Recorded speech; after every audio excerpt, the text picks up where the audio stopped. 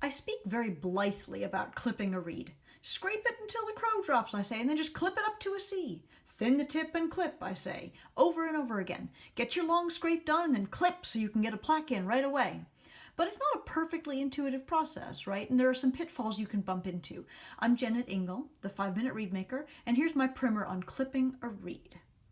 Okay, first, let's stress that safety is paramount. I've had a reed clipping injury or two in my day, and I've seen some crazy clipping techniques from my students. So tip number 1, make sure that your solid cutting block is on a solid surface. Don't clip with the block sitting on your knee. Don't try to get away with using the corner of your reed case as a block.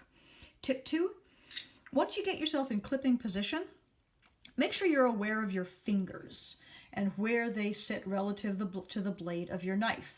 Behind it is the advice. So if you can see what I'm doing here, I have all of the fingers of my right hand on the handle of my knife and all of the fingers of my left hand are on the cork of the reed. There's no fingers like moving over here or rotating around, so that if the block should slip or skid, nothing bad is going to happen.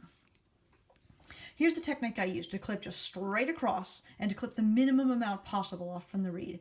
I set it up like so, I lay my knife horizontal, and I slide it back until I can just barely see the area I intend to clip. There it is, I see it now. When I have it where I want it, I can bring my knife back to vertical, bring a thumb to the top of the blade for pressure, and then just clip with the press down, maybe a teeny bit of a rocking motion. In my reed boot camps, I like to have beginners practice this technique with a cocktail straw, like this. I challenge them to compete. Who can clip the tiniest perfect circle off from that straw? That's a pretty big one. Can I do better?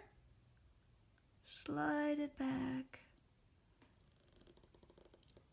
There. Clipping just a minuscule bit off is a technique that will serve you very well. I've heard it said that you should be able to clip 3 times before you even notice a difference.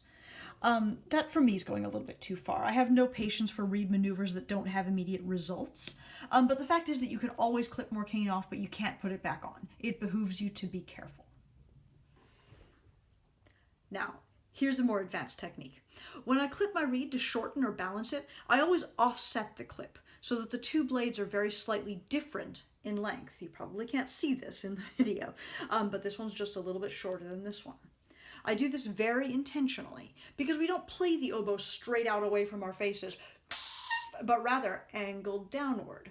So as I approach my mouth with the reed, I want the shorter blade to be facing me like so, so that as I blow, the air gets caught by that upper blade and funneled down into the oboe.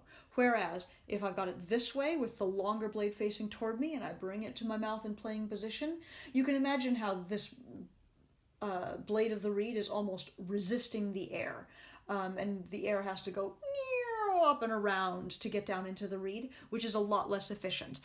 Gives you less depth of sound, less beauty, and less ease.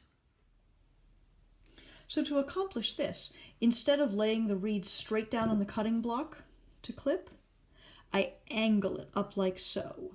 So you can see that those 2 blades strike the cutting block at a slightly different angle. I mush them a little bit and then clip, and what I'll just have done is shortened this top blade. The one that was on top is going to wind up being just a little bit shorter.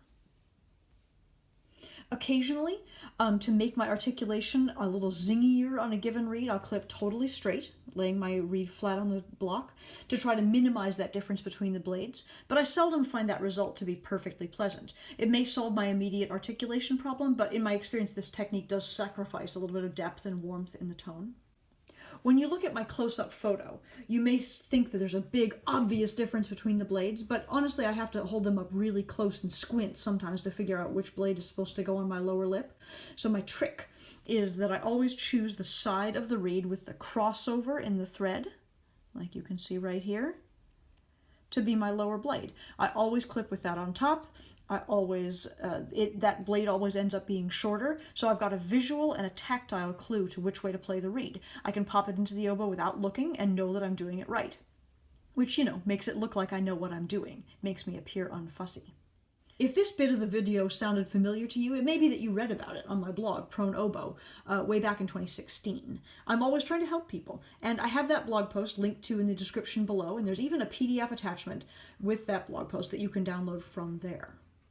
Okay, so this was a lot of information. To recap, when you clip, clip safely. When you clip, clip the smallest amount possible, and clip so that the lower blade is ever so slightly undercut. I hope this has been helpful. This has been a 5-minute Reedmaker lesson. You can follow these short videos right here on YouTube and subscribe if you wish. If you have questions or concerns, you can find me at jennetingle.com, and I would love to hear from you what else I can help you with and what my next short video should address. Let me know. Thanks for watching. Have a great day.